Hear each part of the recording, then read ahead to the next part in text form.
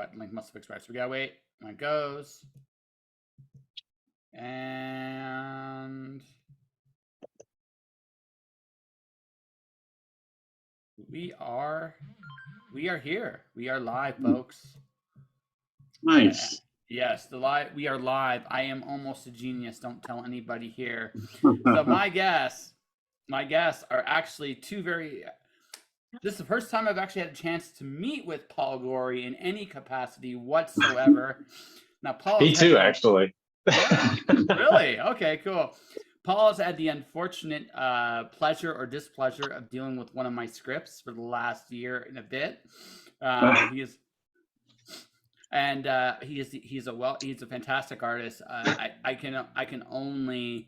Charlie has previewed a touch of what Paul has delivered with the story in Spider Squirrel, and it's amazing. So there's that, and then there's Charlie himself, the mastermind, the world dominator, the I don't know thing in the stuff. There he is, flexing those muscles. The guy. Hulkamania, baby. Right? Yeah.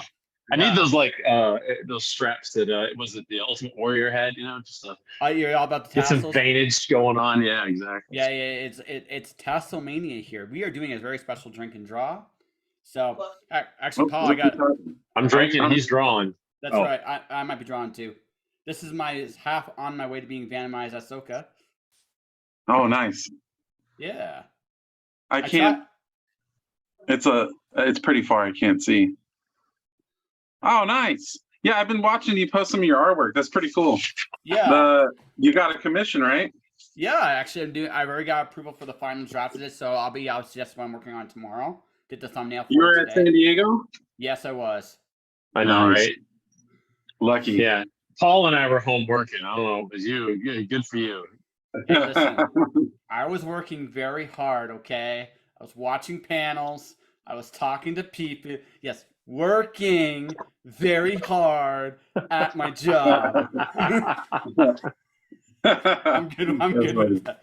No, I did. Oh, and so I didn't even tell you the other really good part. It was because it was so last minute, right? I told Charlie Charlie Lowe's story off the air. It was so last minute in terms of the timing. Finding a hotel with 2 weeks to go is like, well, shit. Where am I going to find a hotel and stuff like that? So I find this hostel, and right off. Was it EL or ILE? No, I'm just kidding. Yeah.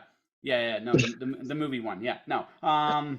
But no, it was off of Pacific Beach. So when I wasn't at the con, I was at the beach. Oh, nice. Yeah. I mean, so he was working hard. Yeah. So hard. San Diego is a luxury.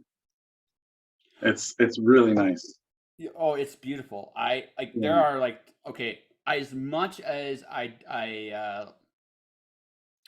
looking for, if I were to live in the States, there's 2 cities for sure I'd be interested in living. That is one of them. Really, yeah. I'm like, I'd go there in a heartbeat. You wouldn't have to twist my arm. And here's the other part too. So because of the travel stuff, because again, I booked a one-way ticket. I didn't book the way back. So I'm not saying that's the smartest way to do it, folks, but that's how it worked out. So I ended up, because of the nature of the con, or the week of the con, it was cheaper for me to stay an extra day. So, oh no, I had to stay an extra day in San Diego. Darn. I know. Isn't like, do you feel for me? I can tell, especially Paul. I can see it in your eyes. I just feel it. It's like I would live in San Diego in a heartbeat if I could afford it. Most of us would. Yeah. We'd be like, wait, we can live here and pay for this? I'm in. There's no ifs. There's no ands. There's just a lot to do. It's a huge county. There's lots and lots of stuff to do. You have the border right there. I mean, there's just a lot of stuff you can do. Well, yeah, and the people are nice. Like, the people are generally really nice there. That's the other thing about it. Absolutely. I've said this before. I'm not a big fan of LA. I'm just not a big fan of LA. Personally, I get why people live there. I really do. I understand it, but I'm not a big fan of the city. But neither am I. Yeah, most people. Again, I get why people live there. I totally do. Yeah, for sure. But But yeah, in comparison, it's like if you give me a choice, I'm like, I'll be in San Diego in a heartbeat. Like, okay, Right. So you said I two do. cities. Vegas. What's the other one? Vegas. Oh, I hate Vegas. Oh yeah, I could not live in Vegas. I can do it because I lived in Phoenix, and it's like a better version of Phoenix. That's kind of how I look at it. Phoenix So, is nice. yeah. It's just Arizona's Yeah. hot as shit. It is. Anywhere Southern Arizona's that it's hot like as shit. over 90 degrees at night, and the pools are One. just so hot. It's not. No, Phoenix. I lived in Phoenix for a year, so for me it'd be like, but from a connection standpoint, if I had to live in an entertainment area, and my choice is Vegas or LA, it would be Vegas. Oh, I mean, I can agree with that part for sure. Yeah. But man, there's no other way you'd get me to live in Vegas. I don't even like visiting Vegas. Yeah, Yeah. no, it's fair. It's fair. Hey, honestly, those are the two I like. But I mean, just because it's like, okay, if I gotta be in an entertainment place, it's Vegas. Yeah. If I gotta be now, if I'm just in a place where I just want to be for shits, oh no, it's San Diego. It's like by a shot, right? Right. That's funny. Yeah. So actually, okay. So Paul, a little bit of chat before. So what are you drawing tonight? I'm kind of undecisive. I have some commissions that I have to wrap up, and then I have a page from a book that I'm on issue 2 of. Okay. So Oh, very cool. yeah. So no, that's fair. It's called Psycho Killers. So I'm just kind of in the middle of the second issue. There's nothing wrong with having psycho killers. No, it's actually a fun project. I'll just leave it at that. No. Hey, listen. You can't say everything, and I totally understand that. So yeah, I mean, I can show some stuff here and there, but I normally kind of wait to see what the producer Adam Lawson. I don't know if you guys are familiar with him. He does. Why am I blanking? It's the book with Wesley Snipes. I'm totally brain farting. Exiled. Right now. There Exiled. you go. Yep. So Adam Lawson works on Exiled with Wesley Snipes and the other members of the crew, and he I believe it's through Whatnot. I believe. okay. Yep. And so Adam Lawson is the producer, the editor of this book, and I believe he has partial creator credits, but good Lord, I'm blanking on his name too. The creator and the writer is. I don't want to. I'm so embarrassed right now. I'm a little nervous. Oh, don't worry. We're not recording this or live or anything. You're fine. It's sweet. Okay, No, I'm just sweet. kidding. We're not recording this and we're not live. Then I don't feel that bad. Dude, I'm making like ask Charlie. I'm very good at making an ass of myself. They gave me an award for it. So I mean, don't worry about it. Oh, dude. That's funny. His name is Von Klaus. Sorry, Von Klaus. I don't think that's his real name. I think that's his pen name. I don't really know much about him, to be honest. That's fair. That's fair. Hey, man, hey, listen, it's all about like doing what you love to get the bills paid, right? That's For sure. That's exactly what it is. So okay, I'm gonna let you gentlemen choose.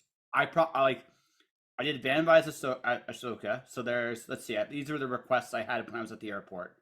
So I have no idea who Condor Man is. So I'm gonna probably say no to that one. Condor Man. You already? That's already my vote. Okay. Yeah, I'm with Paul. So just roll with it. There's some good ones here. You don't want to hear the rest of them? There's a good. You can go right ahead. But I'm gonna tell you that Condor Man's already got my vote. Okay, Cyber Swan. No idea. Right. Black Lightning. The Mona Lisa. Cool. The Mona Lisa attending EDC. Rhino. Kelly, the unpopular Barbie.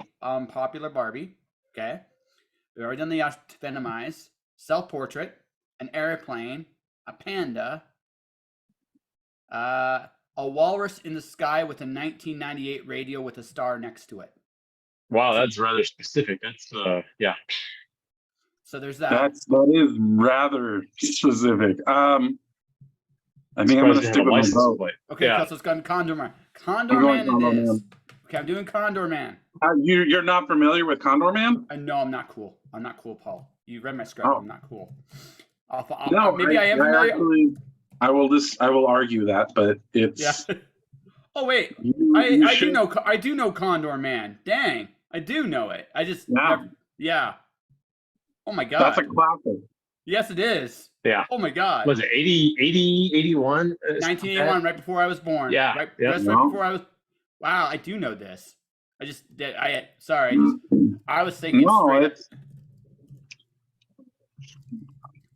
I think a lot of people forget Yeah. about Condor Man, Okay. which is sad. And I'll read some Japanese short stories to you guys. That sounds fantastic, Charlie. You can try drawing too. Like, don't worry about sucking. I mean, I'm here. Don't worry about it. It's Oh all no, about I've got having a fun. script in front of me, so I gotta. Okay. I'll be drawing because I have a red pen also. Sweet. Sweet. That's great. Yeah. Actually, before we continue, let's get a moment of seriousness. Charlie, actually, I do want to quietly thank you very much. You gave me a cool little shot with doing this script. So. Oh yeah, Appreciate dude, it's it. fun. No, I appreciate it. It was I look, I love doing this. And I'm excited to get this book wrapped up. So as soon as Vasco finishes the colors, it's going right to right across the pond to HDE, letter it for me. And then we'll get it edited. But yeah, I love doing this. Now I know why people do anthologies. So even though mine's not, I mean, it's an anthology of sorts, but it's everybody's working in my universe, and it's neat because it gives me a chance to work with other writers and other artists, other creative teams. And for me, it's almost like it's like, hey, I'll give you a paid trial, and it gives me a chance to work with different individuals. And I did that with the first issue of Spider Squirrel, where everyone got to contribute their characters, their universe, their script and their art teams, for my character. And so my character jumps in their universe. And so for anybody who hasn't read the book, whatever, he bounces through all these indie comics. He works through them. And for me, I made some friends, but I also found some collaborators who I ended up doing other things with. So that's exactly what I'm doing here too. This is a little more traditional, I guess, by making an anthological walk through the Zion universe. But yeah, you guys nailed it. I loved it, and it's great. And like Russell Nolte's got a story in here. Russell Nolte's got one. Yes, sir. Yes, Yeah, his is fun. Is he going to be watching this? Probably. I don't know. Probably at some point. Probably at some point. I owe him an interview. I will actually interview him at the. No. I've been wanting to work with one guy for. Oh man, for a while now. I'll He's see. a really nice guy. I'll see if you want. I mean, seriously. No, I've already. We talk here and there. Oh yeah. Okay. Cool. Yeah. Yeah. I mean, no problem. I mean, I'm just like I know him. So here's what happened. I was testing out my road show. Like I'm planning on taking my show on the road. This is episode 987. Just to give you an idea how many of these I've done. So that's rad. Congrats. Yeah. Thanks. Yeah, no So when I get to so San Diego was like my console. Like for lack of a better term, I want to be on the road, but if I can't be on the road full time, going to San Diego Comic Con is a good secondary prize. So I got to test the road show out there. My Sunday was messed up. I don't know what I must have hit a button on my recorder, but I lost 2 interviews. Russell's was one of them. So I owe him an interview. I was choked. I was so choked. Because he's such a great dude. I've been on a show with him before, and I just love listening to his insight. And yeah, I felt so bad because it was just like I wanted to, because he was going to be like the show I was going to release like yesterday, and I went to go find it. I went to go find it and was like, oh, you got to be shitting me. And not just him. The guy that runs the head of Committed Comics was the other guy I interviewed on Sunday. Alex. He is the head of what? I'm sorry. Committed Comics. Alex, can't remember his last name. I think Sanvera. Okay. The dude is one of the funniest dudes. Like I like both conversations for very different reasons. Russell Right. might be one of the most intense, and I say this in like the best way. He might be one of the most intensely passionate dudes I've ever had the privilege of interviewing. Right. Okay. Right. But Alex is one of the funniest. If Right. you want to take those two and merge them into one interview, you should get with Pat Shand. Pat, I would love to. dude, Pat kills me, and he's freaking genius. He's passionate, he's smart, like Russell, but he's hilarious and just, I mean, he's funny. He's wrong, it's good stuff. No, I'll definitely. I'd like to. I've interviewed Raven Gregory, and very cool. Yep. So Raven's hilarious. Raven's absolutely hilarious, and I love what he's been doing with himself. Like honestly, as a person, just really really cool. No, I thoroughly enjoyed the experience of that. And Pat is always someone that Raven makes fun of and loves. You can tell there's like a deep love there, and yeah, man. No, I'd be really cool, man. I cannot believe I blanked out on Condor Man. See, I'm really not cool. So, Dude, I blanked out on the guy who writes the book I'm working on. So I mean, I feel like a dick. I mean, is the FCC going to get on you if I say bad words? No. No, he's in Canada. No, I'm totally kidding. No. So I only have 2 rules, sir, good sir, on this show. Don't be a bigot. Don't be a bigot. And 2, if you're going to be an asshole, be an entertaining one. Oh, facts on that one. I like that. Yeah, I'd say if you're going to be, but since most people that are assholes can't really be funny, it's very rare that I actually get an entertaining asshole on here. So, it works out. But that's it. That's all I care about. You can swear all you want, right? If you can actually make me blush, I'll give you points. My dad was a truck driver. Nice. So I was going to ask everybody, did they like my my Anson Mount hair going on here? I don't know what's going on, but whatever. I keep brushing it too. looks good. Look, I'll be really upfront. I don't have hair, so the fact that you do, I respect that. Oh, I still got mine, although it's thinning in a couple places. Now that I cut it, I shaved it off. You both have a beautiful mop. I'm telling you, you guys are good. Okay, so there you go.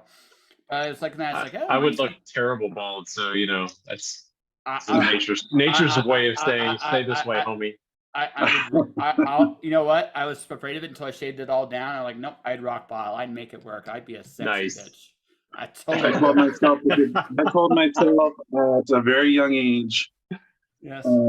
If I started going bald, it was gone. Like I'm not gonna deal with it. Yeah, no, it's all good, man. So yeah. Well, now I wear beanies a lot because my head gets cold. That's fair. That's fair. I mean, you gotta do what you gotta do, right? Exactly. I can't believe the black leotards. That is my favorite part. I mean, this costume is just legendary. That's the only word I have. Oh, you're talking about the Condor Man? Yeah. Yeah. The Condor Man is I grew up in a really very religious household. So when I was young, my father worked at a Christian bookstore. Okay. And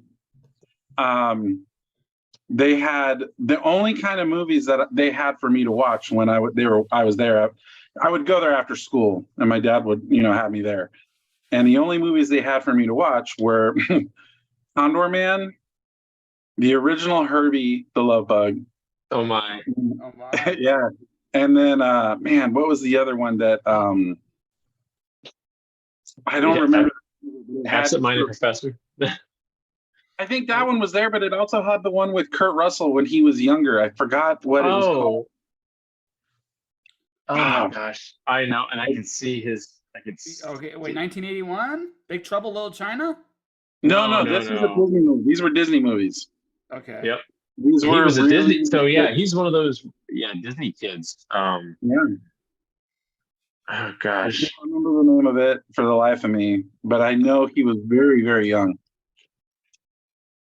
And I officially feel very old. That's okay. Let's see. Was it I can't remember. Man, as long as you know what I'm talking about, we're no, I'm good, dude. I get it. Oh my goodness, he was in a bunch of Disney. I thought he was only like 1 or 2. So he was in. No, he was in quite a bit. Yeah, he was in. Let's see, that's a Western. He starred as Dexter Riley in films such as The Computer Wore Tennis Shoes. Now you've seen him, now you That's the don't. one. That's the one. That's the one. Okay. That's the one. The Oh, computer wore tennis shoes. That's the one I watched. that's wild. Dude. I don't know that I ever saw that one. Cesar Romero. Oh my gosh. Oh yeah. Dude. You know, one of the things I realized now that I'm older / wise and I've been an artist long enough, a lot of these guys that did these fun movies that we grew up on, they were just doing it to pay the bills while they were doing their fun stuff. That's what it was. I realize this now, and it's just like, oh, okay. This is how you paid your. And you know what? Sometimes, and here's the cool thing. Sometimes though, when you do a commercial thing, right? It's actually it turns out really better than you imagined it would. You know what I mean? And Right. some of these did, and then every once in a while you get an Uwe Boll movie, and you're like, you had to pay the bills. I understand. I'm sorry. Right. Right. That's it, and that's all there is to it. There's nothing else you can say, and everybody's giving you a hug, and you're giving them a hug back because you made that. Right. Yeah, because somehow So- that's. Let's see. I guess I'm technically drawing ish. I'll share this with you guys. So this has not been oh, you disabled screen sharing. Oh no, I can totally give it to you. If you want. you can disable the disabling. I probably hold on a second here. It's a double negative. It works. I think. Multi, there you go. Try that. Bam.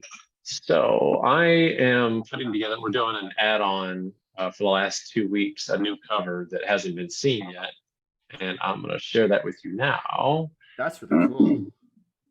Yeah, so the background art is Ray Anthony Height. If you guys don't know Ray did Midnight Tiger. That's his own creation. He's done a bunch of other stuff too. He's worked for Marvel and so forth. He has a book on Kickstarter right now, and I have to go dig the name of it up. Defiant, which is like $50,000 like the first day. So that's Holy great too. crap. Yeah, so Ray is he's the co-designer. He did all those iterations of Spider Squirrel's original design back there in the backdrop, and then the main image is Chris Batista. So Oh wow, you got Chris Batista. That's impressive. yeah, Chris is in this book. So he did an 8-page story with Kurt Belcher with my Canadian superheroes. So Nice.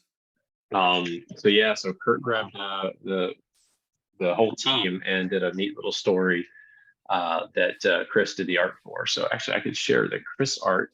Give me a second. Let me switch over. Yeah, I am doing my attempt at Condor Man. let's see. Oh, here, I'll even grab the. I'm like super tempted to even attempt that.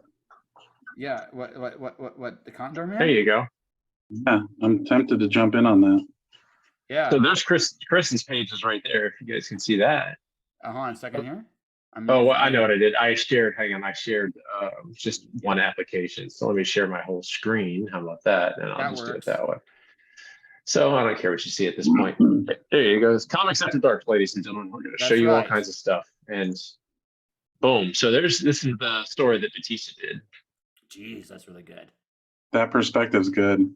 Yeah. Right. So yeah, just freaking amazing. That's good work. Yeah, it's very good work. I loved working with him too. He's such a great dude, and I am super pumped. He's on a project that I can't talk about, but I know about. Right. That's coming out, and I forgot who has the license now. He told me, but I'm like I could not picture anybody else doing this series that he's doing. It's a licensed series. I can just say that, but dude. I'm excited. So watch for his name again here in probably I would imagine next month or two. All right, I'll definitely check it out. As for me, like I said, I am taking on Mr. I'm kind of calling him Mr. Condor. Can't believe Miss. Yeah, I as you know, I take myself very seriously with what I do. It just I find it keeps me humble or something. Something like that. Something like that. Yeah. Something like that. Anyway. Let's see. All right, you talked me into it. I'm jumping in on this. Uh-oh. You're gonna have an epic condor battle here. Shoot. No, it's just for fun. It's not a. I'm not competing with anybody. Okay. I just you sparked a. I realized I've never drawn that, and I'm like, oh, do I want to? Let's just have fun with this. Well, that's all I'm doing. I'm now. I actually drew. The hardest thing is his giant feathers. Holy! I cheated like a mofo. I'm not gonna lie there. Now I'm just Dude. trying to get his face. It's funny you say that. Go ahead. Sorry. No, I was just gonna say it's funny you say that about the feathers because we were just talking about I think it was Cassaday's Captain America and how he drew every single freaking scale. Yeah, no. And I was like, dude, really? That's You're talking about John Cassaday? Yeah. Yeah, that's man, that guy yeah, that guy's good. That guy's phenomenal, and there's a reason he doesn't do a lot of comics because the work he puts in is crazy. Yeah, You know he's who- really definitely up there for me. You know who is coming back into the limelight, who had been gone for a while and was like Cassaday. He only does so many things, but because I'm slow, and that's fine because he puts so much work into it. Is Chris Sprouse. I saw him pop up recently. I hadn't seen Sprouse's name in like years. Well, I don't think I'm familiar with that one, with that name. So he did Tom Strong for Alan Moore. Yeah, That's probably his most well-known project. He did Legion of Superheroes, Legionnaires, back in '94, and then he did a bunch of stuff here and there, and then he started doing more covers than interiors, and then when Moore launched Tom Strong, that was like he did the full interior. So that Tom Strong is one of my favorite Moore books. I can't seem to find a good. Oh no, okay. I have a good reference for it now. Yes. Oh no, I'm in, man. I'm actually inking I'm inking all the. He has a pair of Chucks on. Yes, he does. He does. That made me laugh so hard. I have this. You know, the funny thing is, it's like one of the first movies I bought on digital. Really? Yeah. And my kids think my kids at the time, I don't know about now, but at that time, I think my kids were like, "You're the weirdest dude ever for liking this." And I'm sitting there watching it with the biggest smile on my face, going, "This is great!" Like when you watch Howard the Duck. I don't know if you guys like. Oh, it's yeah, I can't wait to watch that with my kids. Oh no, it's horrible. It's not a great movie, but it's a classic at the same time. So you're like, I don't know about you, but I'm just smiling watching it, going, "This is so bad, I love it." Like, yeah. And who didn't love Leah Thompson after that movie, right? I mean, like, oh my goodness. Oh yeah, no. No, I know. Yeah, I know what you're talking about. All right, let's see. So, no, here we go. He's also got like a championship belt. That was the thing that really got me with this. Like he's got like a belt buckle. This is one of the most absurd things I've ever seen in my life. I'm in. This is gonna be great. I'm just gonna complete this shit. Hey, yeah, we're both just having fun here. It's like Condor Man. It's like, okay, what's Condor Man? It's like, Condor Man it is. Then I see him. I'm like, oh, I know who this is. Dear God, I'm just not cool. That's okay. Did John Barry do the music to that movie? I think he did. Who did the music to that movie? Oh man! All right, well, I'll figure it out. I gotta one thing at a time here. Hey man, hey, listen, man. It's Condor Man. You got to give him all the love he deserves, right? Okay, here we go. Here we go. It's all about the love. Here we go. That's right. I wish I had one of those like dual stations where you could see what I'm drawing while you can talk to me. It's all good. Oh yeah. Yeah. I'm with you on that one. Yeah. Well, I love doing. Mike Watson does a show, his chat and draw, and he's got a setup where he's got like an iPad that he draws on, and then he's got a camera on him, and so he's streaming from the iPad. Exactly what I want. Yeah. So, man, this is going to be epic. One day, I'll get there one day. This is Well, going you to guys be. should. I'm at color. I'm at the coloring phase of this. So this is going to take some work because Condor Man's suit, I must admit, is awkwardly, uh, lots Awkward. of Awesome. Oh, yes. yeah. That's Or you could say awesomely awkward. I mean, that would work too. awesomely. I think it's the colors are so vibrant and it's simplistic, but it works so well.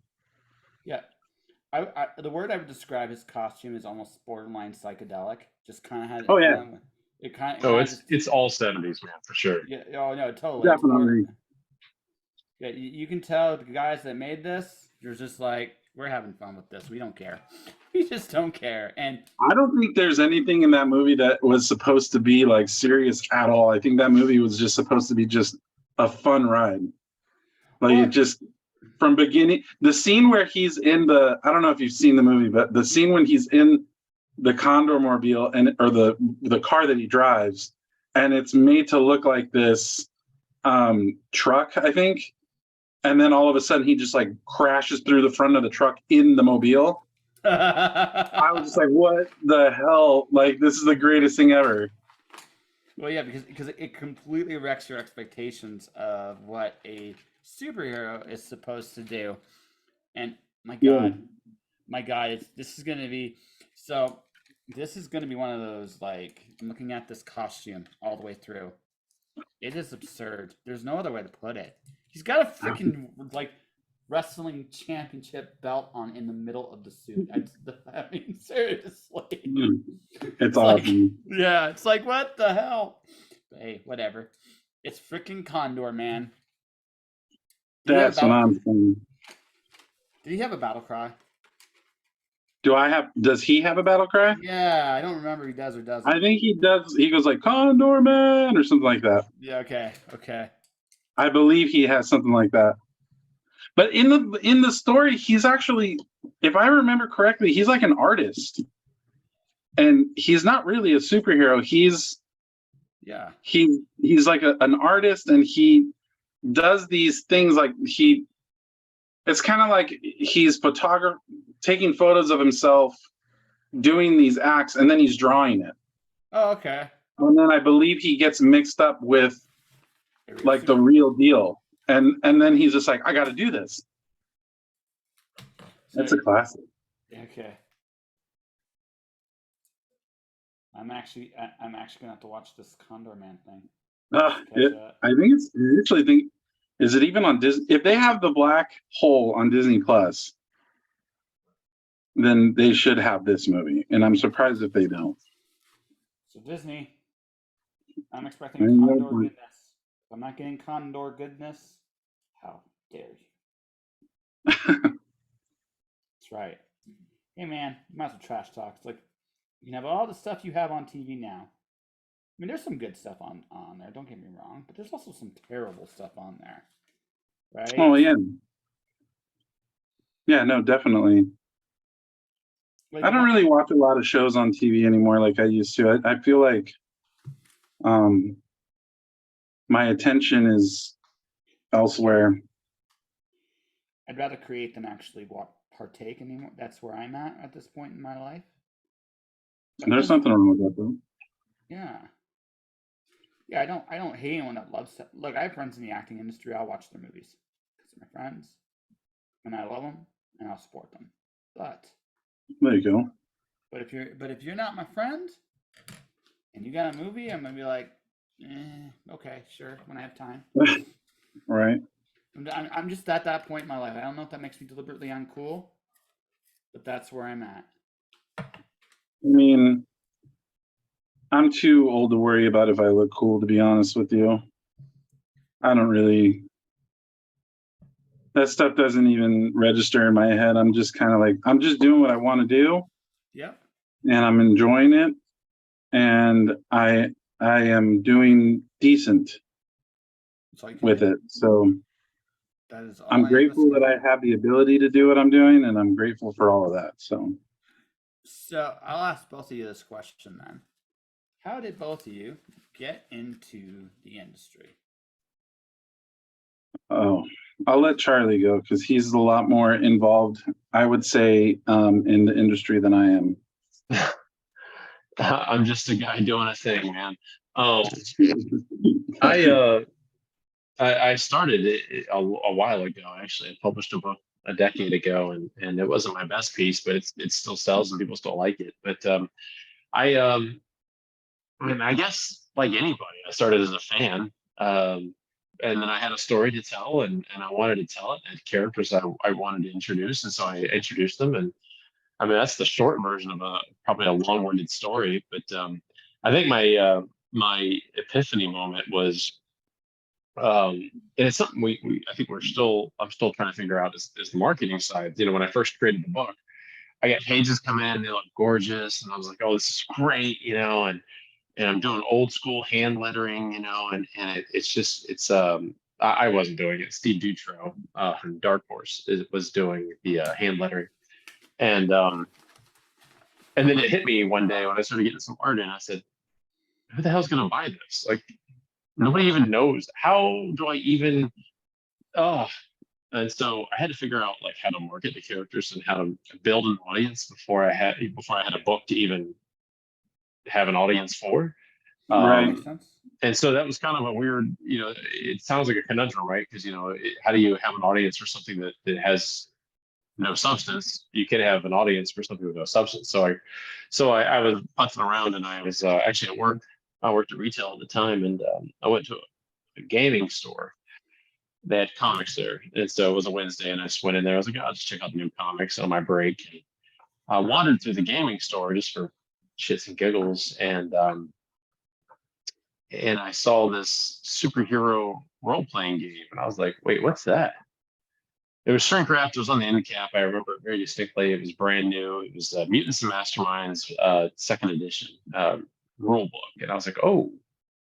So I asked the shop owner. I was like, or the dude behind the counter. I'm assuming it was the shop owner, and I was like, "Hey, can I print the seal on this and check out what's inside?" He goes, "No."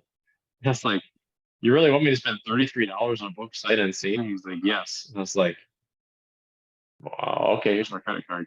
So I bought the book, and I poured through it. Well, it turns out that I was actually super excited about it, and I went to their website and found out that they had a free licensing program where you have to apply, but and you have to submit each work independently. But as long as you follow the rules, you're pretty much guaranteed to get their logo on your works. And so I did, and I created what's now the WatchGuard source book, which you guys can buy on Amazon or whatever. But the more important thing was I never intended that to do anything other than build an audience. Well, I did better than won awards. So I write my first gaming stuff. Yeah, I write my first gaming supplement. I ended up getting nominated for an Emmy. And for those of you who know about gaming, an Emmy is like the Oscars for games. Nice. So I had one of the most prestigious nominations ever in gaming. And then I also won an Ogre Award for gaming. So I was pretty excited about that. There's my audience. And then you fast forward a few months, I launched the Kickstarter for the comic book, and boom, it funded. So that's pretty cool. That's really cool, man. Yeah, that's how I got started. So today, now I'm actually reading a script for rereading a script for a light novel that I'm writing. I'm 24,000 words in, so I'm about halfway done. Yeah, halfway done with this. This will be the first light novel that I publish. It's actually, so fun fact, you guys will appreciate this. This story actually takes place in the 36th century. Well, part of it does. The book is called Seven Ronin, Lost in Space and Time. I became the greatest starfighter pilot in the known systems. Nice. I'm a fan of long titles. That was fun. But Seven Ronin is tying back to Soryu, who is in the story that you wrote, Josh. Yes. And Paul Drew. So that's a throwback. So it's since this is modern that you guys did, that one's in the future. It's a nice way to throw it back. So I will actually tie that into the story here a little bit. That's one of the next pieces that I'm doing is introducing how these 6 fighter pilots and one more or less, let's just call it aircraft carrier in space, kind of like the Yamato. This general is he's the 7th member, and why are there Ronin? masterless, and so I'm actually working on that part now. So That's pretty pretty dope, cool. dude. I'm having fun. Yep. You're gonna do a book out of a comic out of that, or We'll see.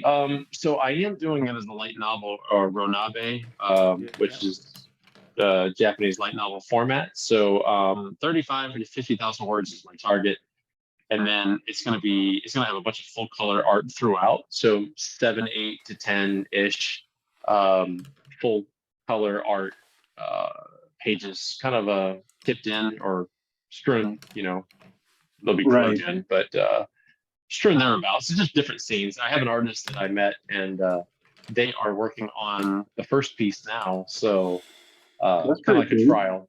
Yeah. That's really cool, dude. So, I got kind of like well, I kind of stole. You guys want to see my attempt at Condor Man? Condor Man. Yes, I definitely will. Love to. Oh, that's perfect. nice. Condor That's great. Man. Is it the big I yellow don't boots? I'm nowhere near that advanced yet. I have a very simple style, dude. I just have a very simple style with it. But I was looking at that, it's like this is over the top. So you can't screw it up. You can make him look like a peacock, and it will work. That's funny. Yeah, so I'm gonna call him Peacock Condor Man. That would be my working title for the drawing. That's awesome. Yes, I figured you'd appreciate it. I'm Paul. trying to decide if I want to put him with his face mask or if I just want him. I think he's more fun without the face mask, to be perfectly honest with you. I was thinking like that. I'm this is just my personal opinion. He could be more over the top without the mask. Yeah, you have a point there. I'm lightly placing the mask over his eyes to see if I can make it work. Yep. Oh yeah, it totally can be done. I think it can be, but I just thought I was looking at the pictures. And I'm like, he's funnier without the mask. I feel like the way I'm doing this, it's gonna come out more like Gachimon. Okay, gotcha. And that's not meant to be like a jab. I just feel like I have such a almost kind of animated style that I feel like it's either gonna work or it's not. Actually, either way, it'll be awesome. Just for very different reasons. One will be because it didn't work because it's Condor Man, so it doesn't have to work good, right? That's cool, right? Yeah, right. You just don't. Let's see what the guy thought. I got a cool comment from my Venomized Ahsoka, so I'll take the cool. What'd they say? It just said cool. That was the That's response. rude. That was the response. I'll tell you a fun story. I'll tell you right before I got the commission, I got my first hater for my art. I saw that. Yeah. I saw that post. Your first hater? Yeah, I literally got a hater. Lord. I know. It's because it's so cool to just bash people. Well, actually, so here's the thing. I think handled it quite well. And the hilarious part was an hour later, I got my first commission. So I mean, it kind of takes the sting out of it too. So it was like one of those, okay, life tested. I've come to this conclusion because the hater called my drawings looking like 4 or 5 years old, which I am totally okay with. By the way, you can call my artwork 4 or 5-year-old drawings. I am so stoked. This is way better than what I can do at 4 or 5, so I'll live with it. But if 5-year-old can do better than me, knock themselves out. That was basically the criticism. I got like this how to draw link, and it was like, okay, this is fun. Wait, he went to that extent? Oh yeah, he totally did. He totally did. But see, I had this epiphany. I learned this from the pandemic. This is what I learned from the pandemic. You're gonna find people that really love what you do, and you're gonna find people that really hate what you do. And what I've learned is when you run into someone that hates you, and this is gonna sound very callous, use them. Just use them. They're gonna advertise you louder than anybody else. You might as well just take advantage of that. And publicity is better than no publicity. Yeah, exactly. So yeah. So I mean, I did nail them in one comment because they were talking about how another guy thought my art belonged to my kid, which is again totally fine. I'm not gonna. My style is my style. And I said, no, it was me.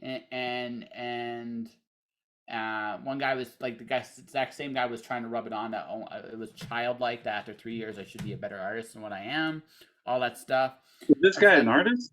no, not that I could tell. What the fudge? Oh my god. That's the thing, like, Whoa. and here's the hilarious part. Like, I do this for fun, right? I don't. This Right. isn't.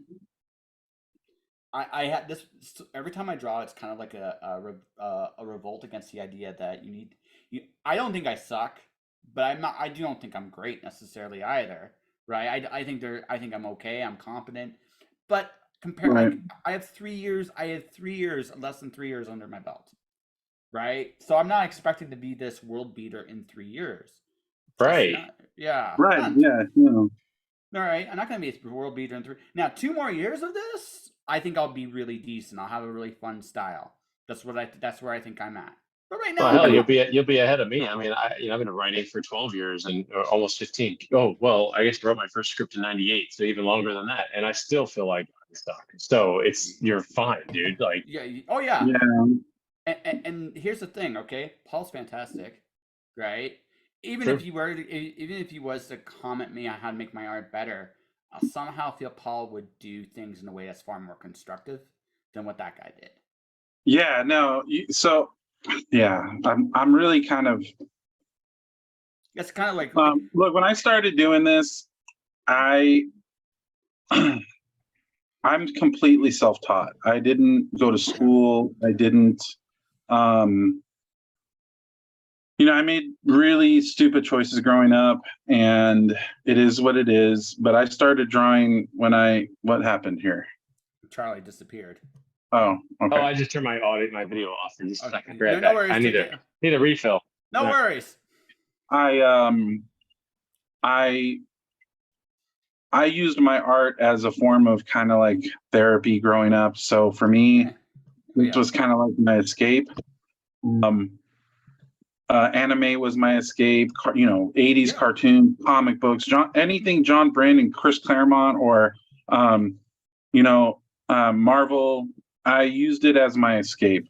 And so growing up, I drew, and I didn't really start taking it seriously until I want to say when I say I didn't start taking it seriously, I mean as in I didn't try to make it into any kind of career.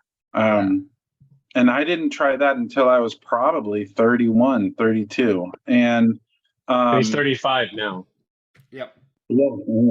Yeah, I wish. But the first book I did was with a writer, and his name was Kevin Cuff, I don't know if you're familiar with him, but he's a really nice guy. I know Kevin very well. I love Kevin. Yeah. Kevin's a great guy. And we did a book called Oathbound, and book. I haven't. Yeah, we did a book called Oathbound. I can send you the PDF. It's totally not a big deal.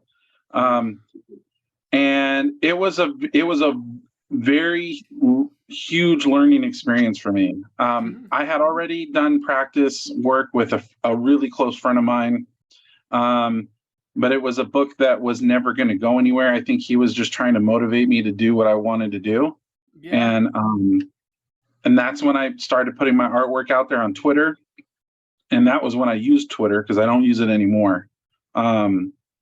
Whatever it's called now. But I was really lucky. Like, my style was completely different than it is now. I basically fought really hard. I had like this crazy internal dialogue, like, you don't want to go the route that you're going with anime look or any kind of like manga kind of style, because no one's going to care for it. Everybody's going to be like, you're biting styles and, all that inner dialogue shit. And so it was when I started kind of ignoring that. Mm-hmm. And that was when I started doing work with other people, like Stephanie Menard and know that name? A lot of short stories. I've worked with a few people, and I've just been having fun. Yeah. And for me, when the three of us started doing this, I don't, I'm not going to get into personal details, but it was kind of a rough spot for me because I was going through some severe life changes. So I was really lucky that Charlie and yourself were really, really cool about it. And the same thing goes with, the guys from Psycho Killers. Like I was lucky enough that people believed in me, and but that's how I got into it. I honestly have just been pushing and pushing and pushing and pushing. So we can only go up from there, Oh, absolutely. No, I look at it like this. Like for me, I want to write. I got lots of writing credits for lots of things I've done. Charlie, I Right. love the Like I have a kind of an equivalent to a Japanese light novel I'm working on too. Mine's about Nice. the thing is I want to do it more like I love Darwin Cook's Parker novels. I love those, right? And I'm a big fan of those. And so I want to do something like that. So it's going to be mine. It's going to be around 50, 60,000 words. I'm about 30,000 words into it, right? And I've had karaoke brawls and dino prison breaks. It's been a wild little thing to put together. And but I'm a writer first and foremost. The art has just been, the art is basically for me where I'm at right now is it's okay to do something just for fun and have a good time doing it. And that's where I'm Absolutely. at with it. And that's where I'm at with it right now. Now I am going to try to do a graphic novel-ish thing. It's not going to be like a full comic, but more like just some illustrations because this is where I think I am. I'm good enough to look like I'm just getting started, if that makes sense in terms of telling a story, and Right. that fits the story I'm telling. So I don't know, so it'll teach me a lot without like where I'm currently at, where I feel I'm at level wise. But again, there's no master plan here. I'm just putting shit out into the universe and kind of seeing what happens. That's it. Yeah, I don't mean to cut you off, but and I'm just going to say this. I'm sure Charlie will probably agree with me. You're doing it right because you're making connections and you're meeting people Yep. and you're socializing with them. And Yep. that's Yeah. exactly what I did, to be honest. Like Yep. I set out to do this, and I just talked to people. Yep. And the people that didn't want to talk to me, okay, I'm not going to bug you, Yeah. Oh no, it's I have 12 rules to success. The 12th rule is wait for no one, but be open to everyone. I say hi to everybody, right? You find this Same. like finding an audience. Your audience is very much like finding your people you work with. I actually truly believe that it's about going out there, saying hi, and meeting people, right? Right. And finding those connections. Charlie found his in the gaming world, which I think is a cool choice to go after because the games. I'm gonna bet you on a little secret. I'm on Twitch all the time. Gamers are some of the most passionate people in the world. Oh, for Right? sure. Oh And yeah, Yeah. and I've got people who have followed me since that day yeah. still. In fact, I'll be on a podcast tomorrow night for the BAM podcast, BAMF.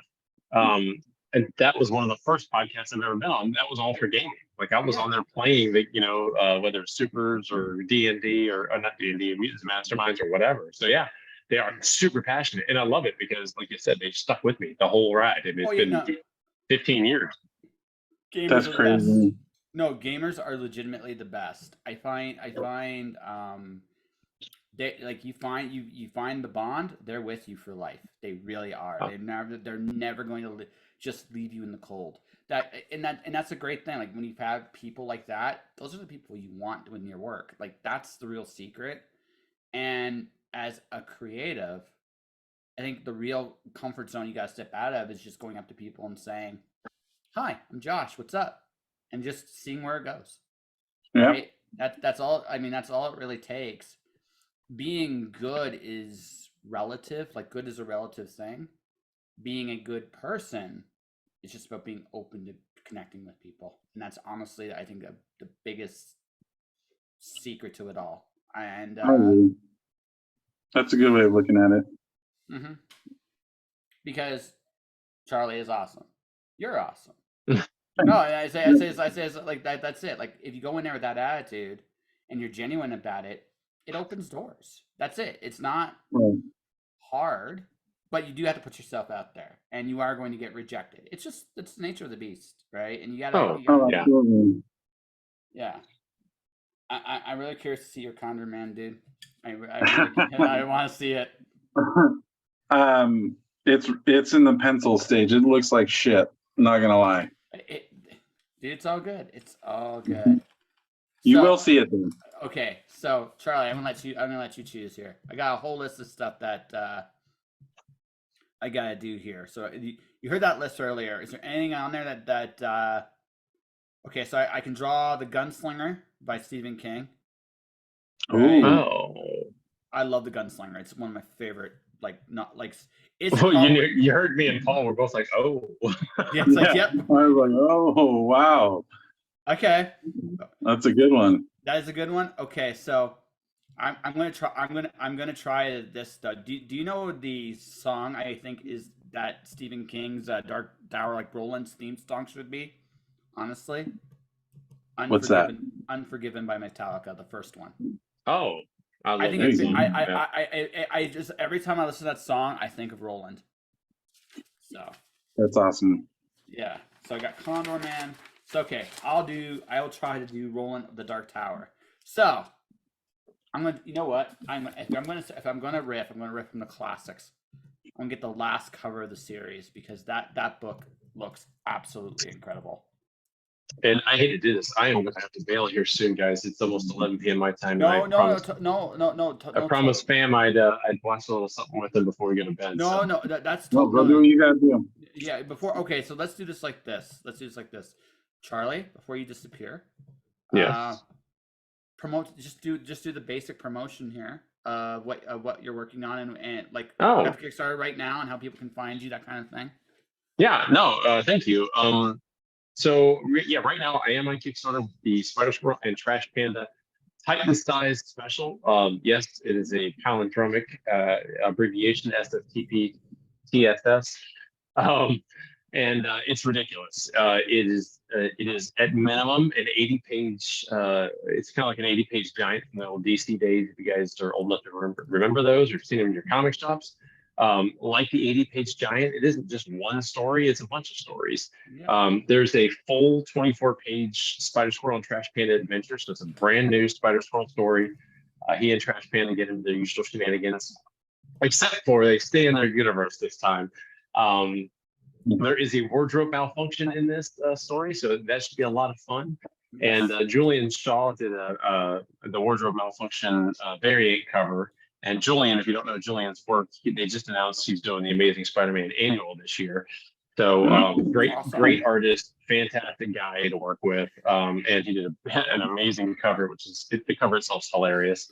But not only is there a 24-page story, but there are at least 6 anthological stories through the Zion universe where Spider Squirrel resides. So guys like Josh and Paul jumped into my universe to write and or draw stories. And we've got creators like Russell Nolte, Kat Kalamia, Daniel Calvin. We've got Kurt Belcher, Tom Stillwell.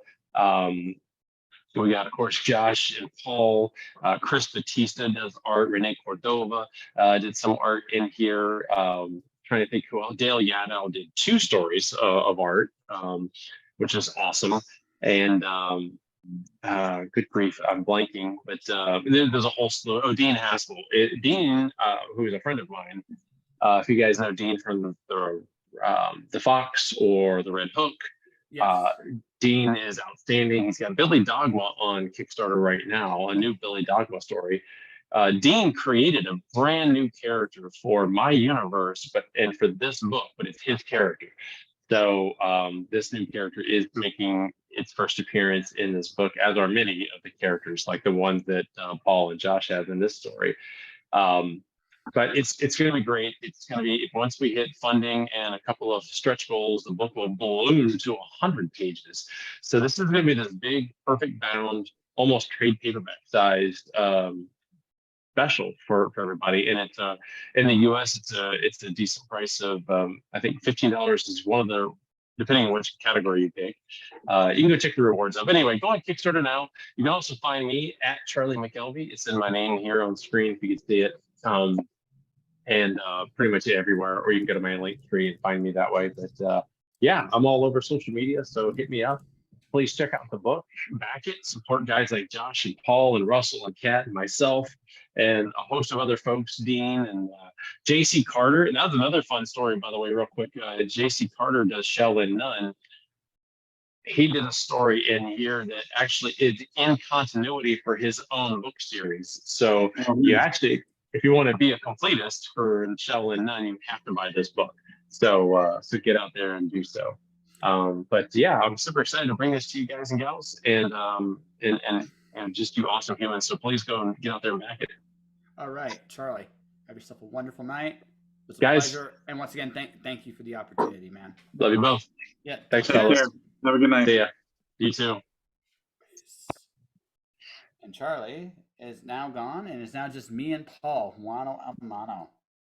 Hey. Hey, having fun so far? Yeah, I'm just starting this bad boy over because I'm not pleased with the angle that I got. Yeah, it happens sometimes. I'm going straight for a classic here. I found the original Michael Whalen cover. Oh, nice. Yeah, if you're gonna do it, you might as well go all in, right? Don't. Hey, if you're going for it, you gotta go for the best. And Michael Whalen had the best version of Roland, in my opinion. Right, bit of that Clint Eastwood, Man in Black kind of thing, but also there's something oddly sad and tragic about Roland too, and that was what, and honestly, it's part of the reason why he's such a appealing character, right? Absolutely. Yeah. I still hate the end. I still hate the end a little bit. That's funny. Because it's my okay. Wheel of Time is probably my first fantasy series, but I have to say the Dark Tower is my favorite.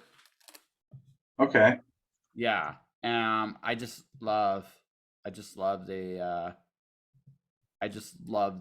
how do I put this? The Dark Tower did something that very few books ever did. It actually made me cry in like a good way. It was such a beautiful story, man. I just loved it.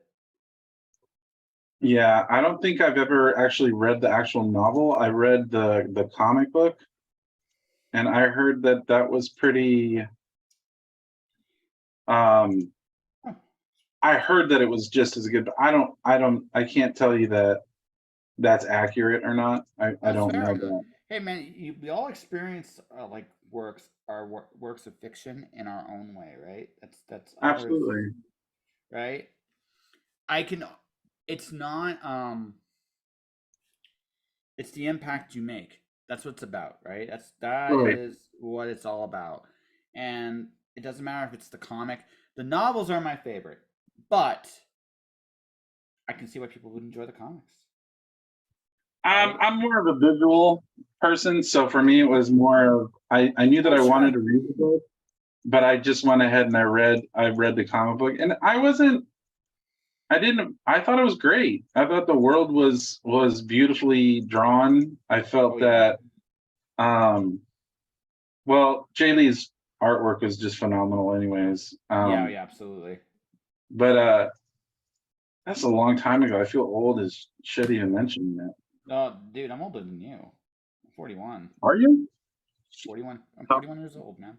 I'm 46. Oh wow, okay. So you are. Well, you are a little older than me, but it's not a competition. You're good. Oh god, no. That's right. I'm the oldest. I know what I'm doing, or something. The older I get, the more confused I am. Actually, so that is what I've found. But hey, oh yeah, that's normal. Yeah. At least that's what's been going on for me, so I get it. Yeah, it's like I don't know what works anymore, and maybe that's the way it should be. Yeah, I mean, right? It is what it is. Oh yeah. Well, I just try to be. This is what in my old age. This is what I try to do now. This is in my ancient decrepit age. I go, I enjoy life, and I enjoy the good little things. It's the little things in life that you really learn to enjoy in it, because those are the things that are honestly worth a damn, and everything else just kind of meh. I got you. I got you. Yeah, it's just like, I mean, don't get me wrong. If you want to throw me a million bucks, sure. Right. I'm not gonna say no. But I also just I'm at that weird point in my life where it's just like, you know what? I don't care maybe the way I should anymore, and I'm going to be the best of me, and I'm gonna worry about that, and hopefully maybe inspire people to do the same. But Right. that's all I care about, really. You do you. If it works for you, wonderful. I'm not here to say yay or nay or Right. I got you. yeah, yay or nay. I'm not here to do that. That's too much like work, right? Want Right. my opinion? If you want my opinion, I'll give it to you. But really, if you're just gonna do what the only thing I really ask with people, this is the honest truth. If you're gonna do what you want, don't bullshit me. Just don't waste my time. Just own what you're gonna Yeah. do. Just own what you're gonna do and do it. And I don't, I don't really, Right. I don't care. Like that might seem like very simple, but that's where I'm at in this life. I got Right? you. Yeah. So am I on something or am I on to something now? I think you're pretty much onto something. Yeah. It's too much. Everything else is just too much. That's kind of how I see it. And I'm sure there might be a smarter, better way to doing it, but I've not seen it. So I just let people do the best they can. Encourage them to follow their dreams because life is that's the only thing I've seen that matters in this life is that you do what you love with people you love. That is it. That is that. I would attest to that. Yeah. That's it. Nothing else seems to matter. And honestly, the older I get, the more I realize that's probably the way it should be. Actually, so Right. you know, that's where I'm at. That's what I'm doing. I think I drew. That's not a bad first attempt at Mr. Roland here. It's not a bad attempt. Not a bad attempt at all. All right. And how is Mr. Condor? You got just the outline of the body. I restarted the whole thing. Ah, I wasn't pleased with my action shot, so I went with something more subtle because I do have to do other stuff. So I'm just like, okay, let's just do this. it's like you realize when I title this episode, it's going to be the Condor Man special, right? That's what's going to be Oh, called. that's totally fine. Yeah. I don't think I'd have asked Charlie, but he's already gone, and somehow I don't think he'd mind. We're calling this the Condor Man special. Okay, have fun. Right. Yeah, he's a good dude. He really, really is. I enjoy talking to him. He's a very nice guy. Yeah. Yeah, and then this is kind of our chance to talk. So, what comics were you into, if you don't mind my asking? What would you like to read? What do you still like to read? If you want to talk I about honestly can tell you without a doubt, I have not read a new comic book in I don't know how long. it's fair. Yep, I have not been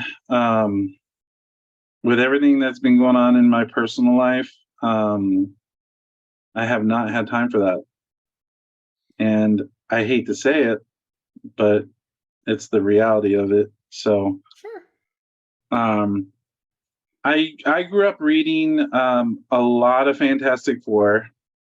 I loved anything John Byrne. I was basically obsessed with it. I idolized him, and especially his work on X-Men with Claremont. Yeah, that was his best stuff, easily. Yeah, I wanted to be him.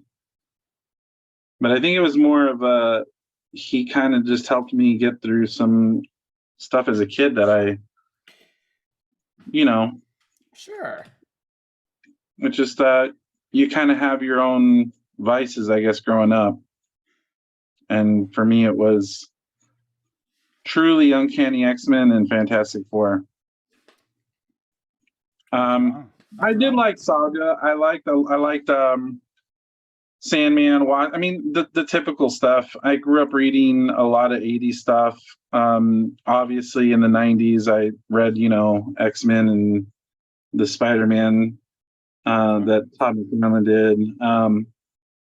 I don't have anything bad to say about certain artists, from the 80s or from the 90s, like a lot of people do. You know, They changed the who game. am I to criticize people's artwork? You know? Well, I kind of look at it like this, okay? Because the people that get criticized, okay, even though, okay, one particular individual personally, when I interacted with them, was not a great experience, right?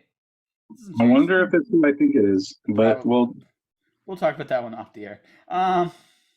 But it doesn't matter because here's the thing: they changed the game, like for good, bad, or indifferent. Like those guys.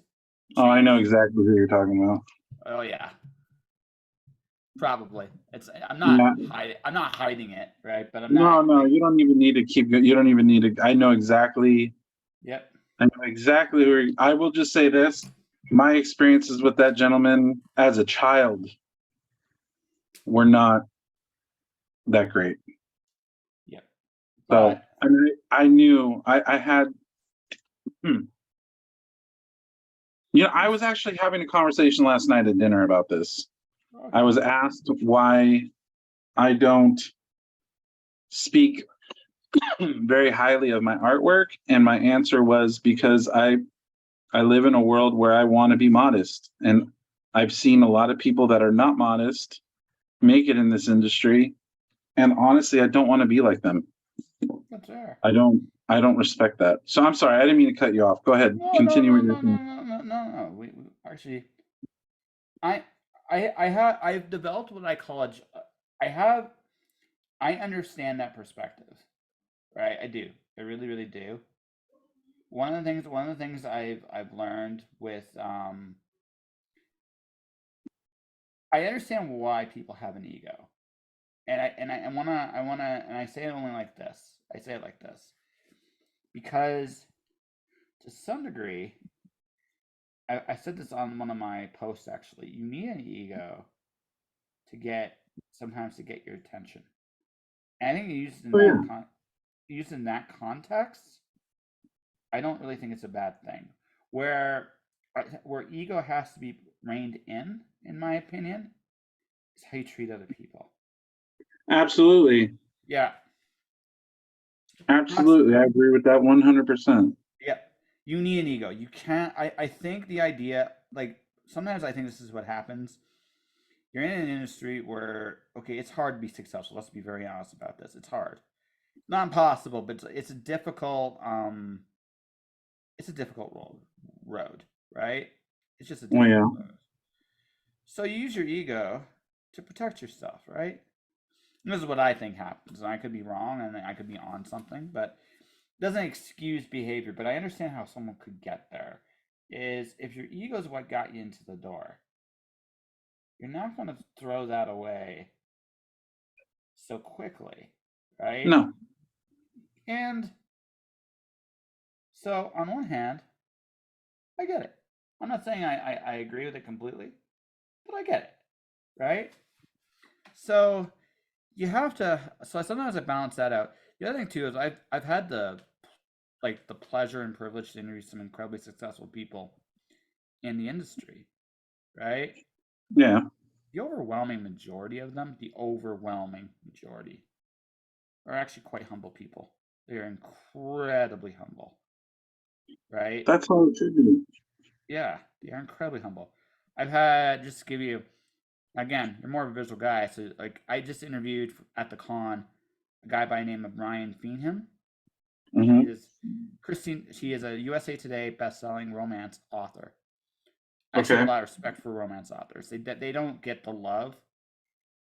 It's hard to write romance. It really, really is. And so it's a tough craft, and it doesn't get a lot of respect from a lot of people in any industry. But right. they work their ass off, right? Incredibly humble guy. Incredibly like he pushed back on me. Like we had a fun back and forth. That's one of the interviews I did while I was at in San Diego, right? And again, the vast majority of really successful people, they had really strong foundations of their characters, Hmm. right? And they use their ego like a scalpel when they get there. So I never. So what I say to people is I never discourage an ego completely. What I do tell people though is this: how you treat people on the way up is going to be how you're treated on the way down. Right. So that's I that's agree. just that's just it. That's kind of where I'm at with it. I don't fault people for having egos, especially if it's somewhat earned. I fault people again. It's how they treat other people, right? That's really what it comes down to for me. How are you treating people? If you're treating them well, I got nothing to say to you, right? If you're not, then you and I got a problem. That's kind of how I see it, though. I got you. Yeah, that's it. That's me. Maybe I'm more forgiving. I don't know. I mean, I can't say that I don't, I just steer clear from any kind of drama, to be honest. I learned that right away, Oh yeah. that is the best policy is to stay away from the drama. Oh, absolutely. I don't get involved in it. I don't, if somebody doesn't like me, cool. I'm not going to be fazed by it. I got better fish to fry than worry about if people like me. Oh yeah. And if people consider me a threat, that's on them. I'm nobody's threat. I'm just here. Well, it's not. You just don't give a shit. It's like who cares? Yeah, cares? I don't want to deal with it. Yeah. Who cares? I got more important things like to do, like practically anything else. So Right. why go all like anywhere else? Right. I get where you're coming from, man. I really, really do. But I will say this: your art's fantastic. I'm just saying that, and there's no ego and acknowledging. I appreciate it. Yeah, there's no ego. What I always tell artists is, it's okay to say you're good. It's okay. Yeah. It's okay, and you should at least a little bit, because if you're not good, no one's going to pay for you. Right. I agree with that. Yeah, but if you are good, right? I appreciate it. I appreciate that tremendously. Yeah. That's where that's the only thing that's the only real pushback I have against you, good sir. It's okay. It is okay to say you are occasionally awesome in native cheese. It's all right. I am pretty awesome I'm pretty awesome. There you go. We are good. Then we are good. Then we are good, my friend. We are just two dudes hanging out and drawing on my show. So, you want to hear the story of why I started drawing on my show? I would love to hear that. Okay, so illustrators are shy. So I thought that would be a cool way to break the ice with them. Right. Right. And then it also forced me to get over my own fear of sucking. All right. Right. So I had a wonderful epiphany. And this has been my whole approach to my drawing career. So what if I suck? I'm going to have fun. Right. Right. And somewhere along the way, I realized I don't suck anymore. I don't think anybody's artwork should ever be told anybody can draw. That's just the truth. That's true. You just got to put the hours, and you got to, it's all about practicing. Absolutely. I didn't really agree with that growing up. I didn't learn the importance of that until I was older. But I will say that no, it's 100% right. Like with anything that you do in life, if you want to master it or even just get good at it, you're not going to get there unless you put in the hours, and that's just the truth.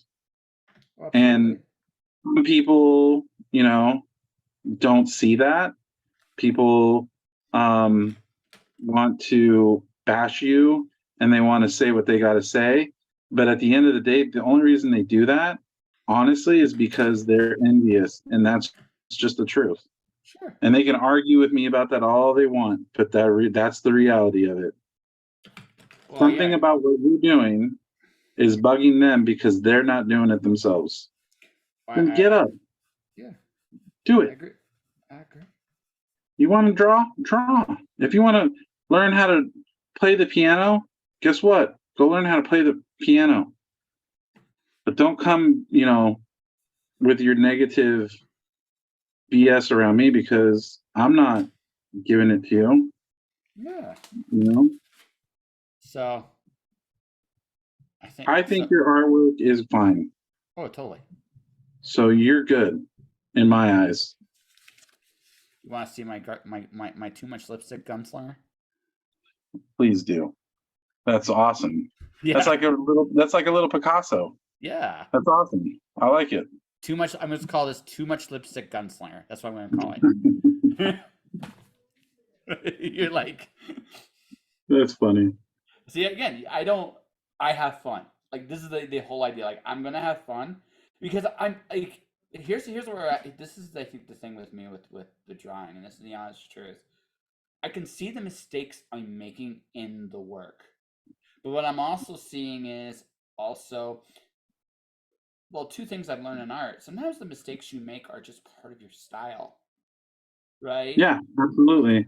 Sometimes it's just part of your style, and you got to kind of roll with it. Like I'm still playing. Like the mouth is something I got to work on. It's a weakness in my style. I can see that. Like honestly, so I'm like, okay, I got to work on that. But that doesn't mean I can't have fun. I gave Roland too much lipstick, a little bit too much. It's all right. That's okay. He can handle it. I'm sure the guns. What's the name of his love interest? I forgot her name. Susanna. There you go. Just Yeah. tell the story that they just spent a night together, and he's got a little lipstick on. Yeah, a little too much lipstick, folks. His A guns little up. bit. Yeah, he had a little too much. A little bit too much. But that's okay. Works for me. I'm in. Right, I'm in with that. Like that's it. Like you can just have fun with it. And the thing is, and what I cared about is, can I tell a story with the art I'm drawing? And the answer is yes. Like that's honestly where I'm happiest with it. It's like I can tell a story with this. Right. That's because there's a difference between doing an amazing cover and telling an amazing story. I feel I'm more in the latter category, and I'm good with that, honestly. I hear you. Yeah. So, real quick, let's go talk about the fact that we ended up working together here. So, did my stuff make sense? Your story? Yeah. Yeah. Why wouldn't it? I'm just making. Hey, this is it. After working and all that stuff, right? Just like, You're putting me on the spot. I know. No, listen. I'm gonna just say this: the world that you guys put together was fun. I had a lot of fun. I enjoyed working on it. I liked that I was able to put my own flavor into it. I was given a lot of freedom, and that's not something that you get a lot of. So, to me, you want me to give you my best work, then yeah, give me room to breathe. Give me room to, I guess, tell my version of the story that you wrote. Mm-hmm. Because at the end of the day, that's my job. Yes. It's not to, I mean, it's weird being a visual storyteller. It's not something that I thought I would actually do. Mm-hmm. But it's filled with lots of rewards. So seeing the pages when they're done, to me, that's like the best part. Oh, I loved it. Got to see all those pages. It was just like, dude, that I was enjoying your reactions. Pardon? Yeah, it was great. I was enjoying your reactions. Yeah, it was great. That last page is my favorite, and you know why. That last scene is just perfect.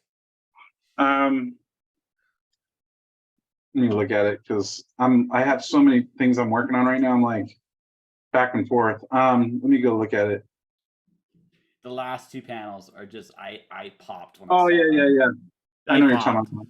Yeah, I popped. I was like, yep, that is exactly where those I had a characters should be. feeling like you were kind of going for something kind of like that. Yeah, yeah, It kind of worked for me. yeah. No, it made sense because not spoiling too much.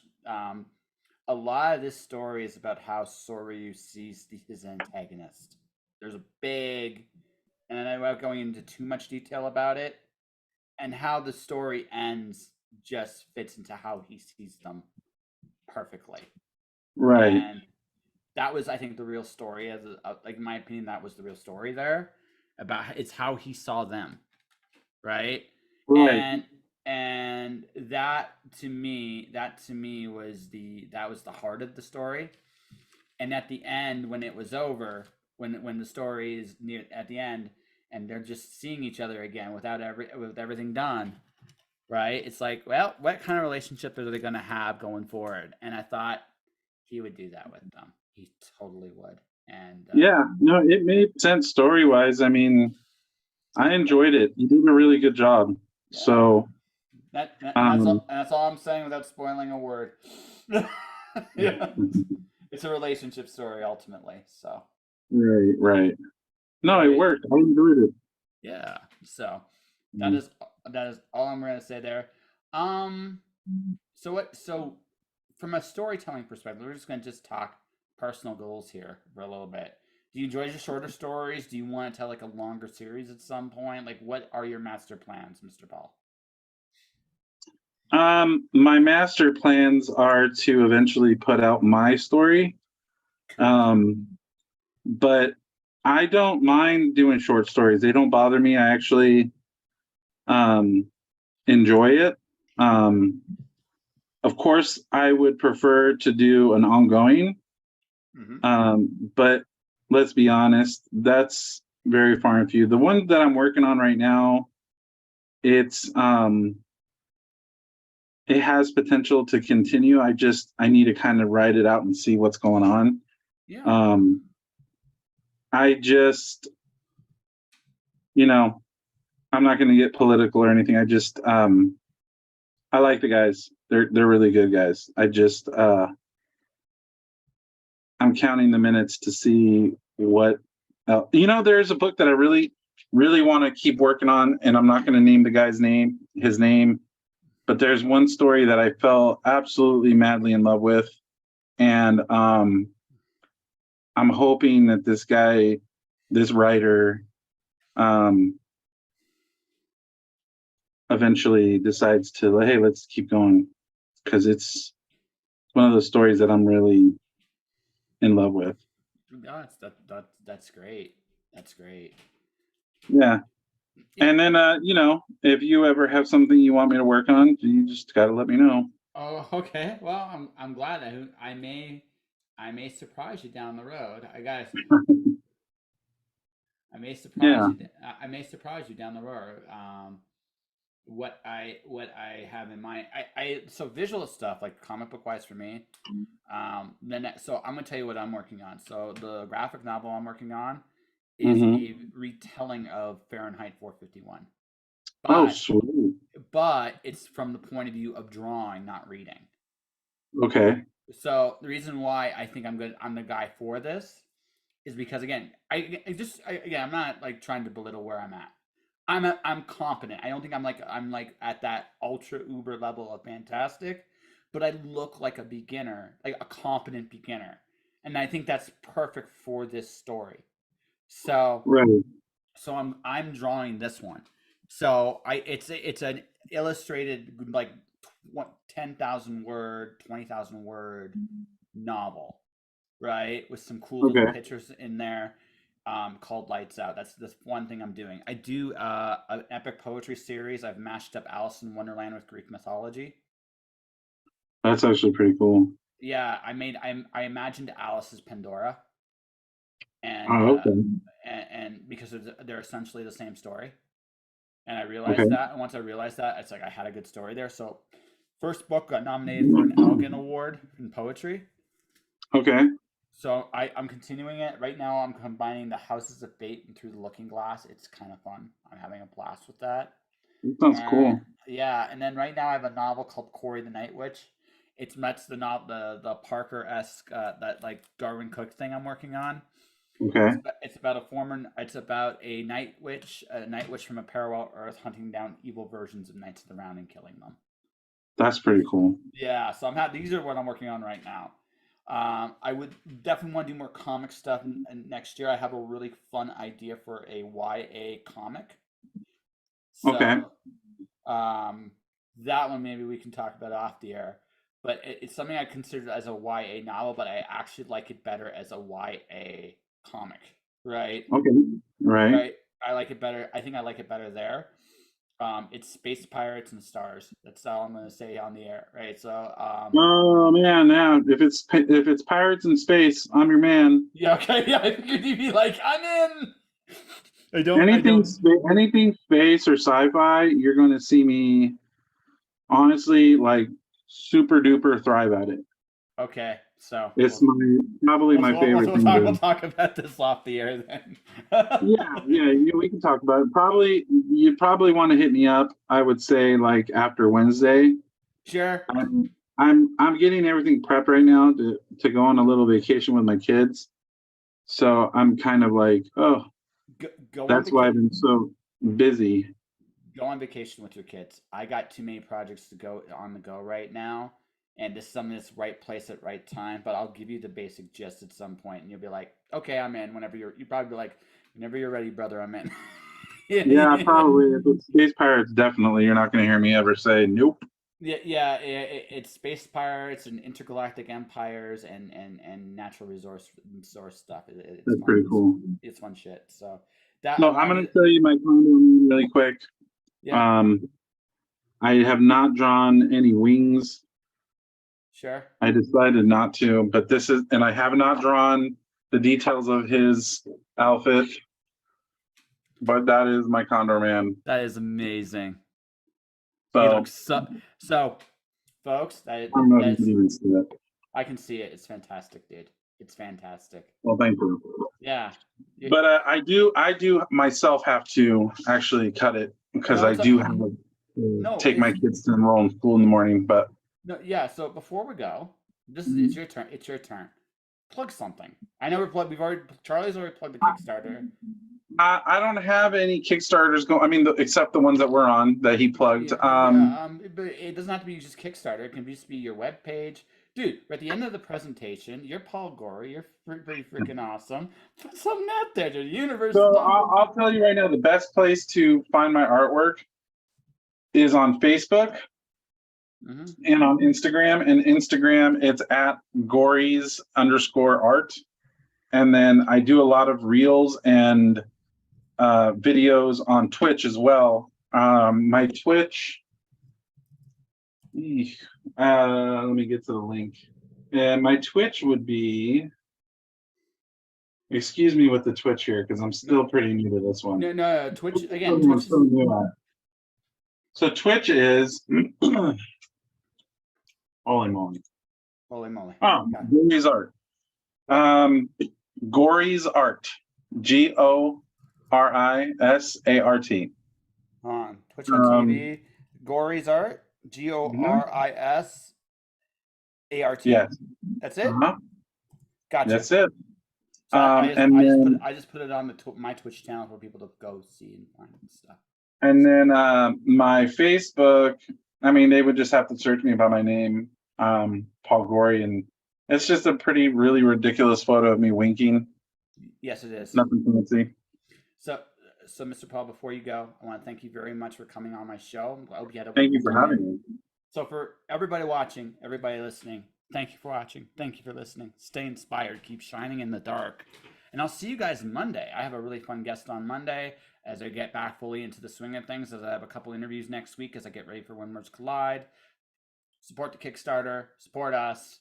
Thanks for watching. Thanks for listening. I'll see you guys next time. And perfect. There we go. Hold on a second here. Perfect. All right, hold on a second here. I'm just trying.